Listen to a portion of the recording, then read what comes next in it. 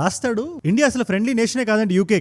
June 14 morning HMS Prince of Wales అని UK నుండి అలాగే మన ఇండియన్ ఎయిర్ క్యారియర్ కొన్ని డ్రిల్స్ చేస్తున్నాయి. మధ్యాహ్నం దాకా బానే చేసుకునే, కానీ మధ్యాహ్నం ఒక F-35 మాక్ సెషన్ కి వెళ్ళి వర్షం గట్రా పడ్డం వల్ల లోపల హైడ్రాలిక్ ఫెయిల్యూర్ ఏదో అయ్యి సరిగ్గా ల్యాండ్ అవ్వలేక మేడే కాల్ ఇచ్చి ఆ టైం అది కేరళ దగ్గరలో ఉంది. ఇన్ఫాక్ట్ మన భారతదేశం కూడా సిచ్యువేషన్ అర్థం చేసుకొని మరి హెల్ప్ చేసింది.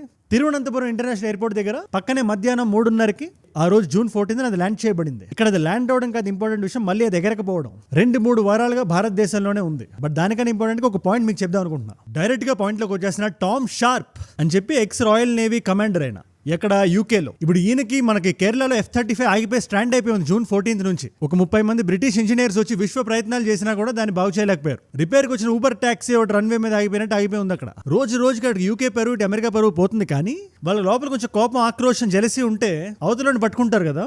అలా భారతదేశాన్ని పట్టుకొని రకరకాల మంది రకరకాల విధాలుగా మాడుతున్నారు. అలా మాడుతున్న వాళ్ళు ఈ టామ్ షార్ప్ కూడా ఒకడు. ఆయన రాస్తాడు, ఇండియా అసలు ఫ్రెండ్లీ నేషనే కాదండి యూకే. సరే పోనీ ఫ్రెండ్ కాదు, న్యూట్రల్ అంటే న్యూట్రల్ కూడా కాదు, ఎనీమీ అని కుండ బద్దలు కొట్టినట్టు బల్ల గుద్దినట్టు చెప్తున్నాడు. ఆయన రాసిన రాతలు కానీ కూసిన కూతలు కానీ ఎంత తల పొగరుతో ఉన్నాయంటే ఆ లోపల ఉండే జనాలు కూడా ఇది కొంచెం టూ మచ్ కదా అని అడుగుతున్నారు.